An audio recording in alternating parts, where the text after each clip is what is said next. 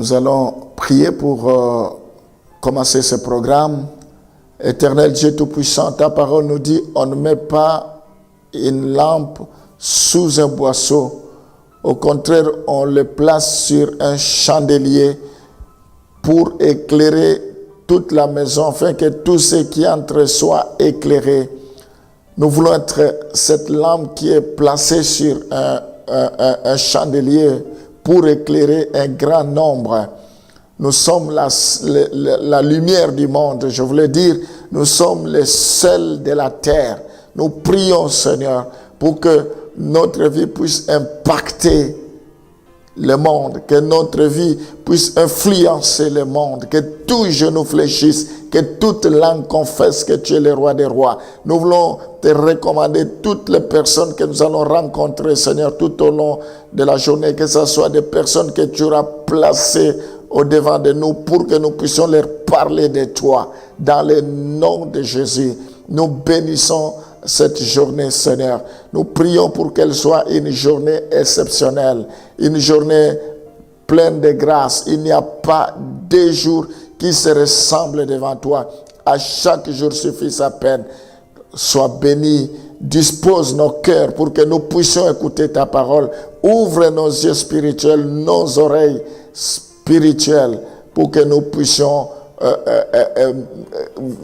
exploiter ta gloire, manifester ta gloire, que nous puissions voir, vivre ta gloire, que ton Shekinah nous enveloppe à ce moment, que l'onction de Dieu soit au rendez-vous.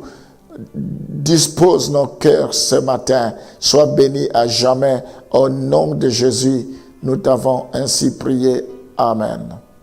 Hébreux chapitre 5, le verset 14. Hébreux 5, le verset 14.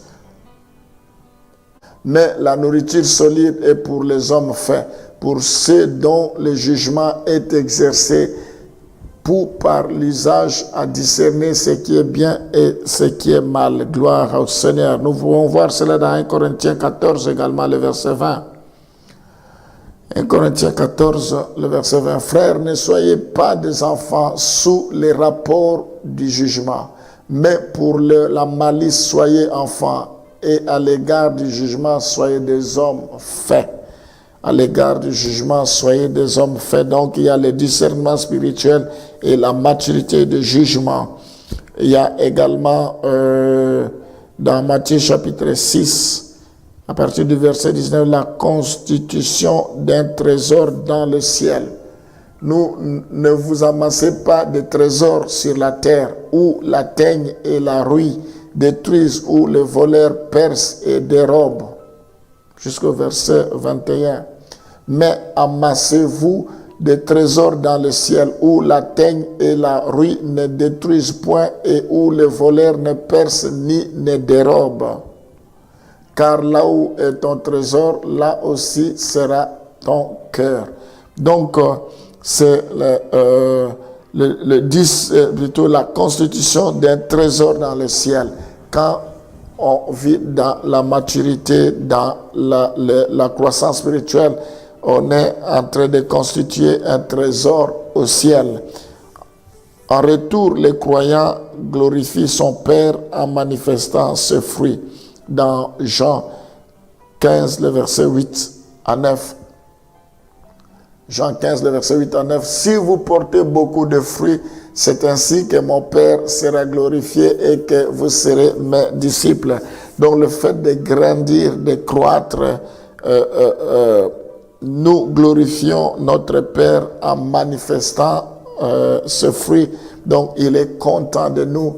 Enfin, dans Colossiens 1, le verset 10, c'est ce que la Bible nous dit également, pour marcher d'une manière digne du Seigneur et lui être entièrement agréable, portant de fruits en toutes sortes de bonnes œuvres et croissant par la connaissance de Dieu. Donc, nous lui serons agréables. Il est important que nous puissions grandir. Il y a beaucoup de bénéfices. Nous allons prier. Seigneur, il y a des bénéfices par rapport à la croissance spirituelle. Nous voulons te dire merci, Seigneur, parce que tu veux que nous puissions grandir, tu veux que nous puissions croître. Nous voulons jouir de tous ces bénéfices éternels, notamment une vie réglée, une vie équilibrée, Seigneur, notamment la joie. Communique-nous la joie, la paix, la tranquillité, le repos, la sécurité, la protection. Nous en avons besoin, Seigneur. Nous voulons mener une vie fructueuse qui apporte la satisfaction parce que nous avons grandi, Seigneur. Oh, nous voulons que tu nous donnes le discernement spirituel et la maturité dans le jugement. Alléluia. Gloire te soit rendue. Nous voulons, Seigneur, à cause de notre croissance, que tu puisses nous communiquer que nous puissions constituer un trésor dans le ciel. Seigneur, je prie pour que tu puisses bénir chacun de tes enfants, tous ceux qui sont fidèles à ce programme. Je prie pour que leur vie change. Oh Seigneur, que cette sémence qui est tombée puisse tomber sur une bonne terre. Je prie pour que tu pourvoies tous leurs besoins. Seigneur, la Bible dit, donne-moi mon pain quotidien, que tu leur donnes le pain quotidien. La Bible dit, quel est ce père? Si son fils lui demande un pain, il lui donne une pierre. Si lui demande un poisson, il lui donne un serpent. Si vous savez, adultère que vous êtes, si vous savez donner de bonnes choses à vos enfants, combien plus forte raison je ne donnerai pas ce que mon fils demande. Seigneur, que tu donnes tout ce qu'ils ont besoin, tout ce que tes enfants désirent. Apaise leur cœur, décharge-leur de tout fardeau. Que la main de Dieu soit assurée. Je bénis ce programme. Je bénis l'avenir de ce programme. Je prie pour que tu puisses te glorifier, que tout ce qui sera fait soit toujours pour ta seule gloire. Que l'inspiration soit au rendez-vous. Que tu déverses ton onction de grâce. Sois loué à jamais. Au nom de Jésus, nous t'avons ainsi prié. Amen.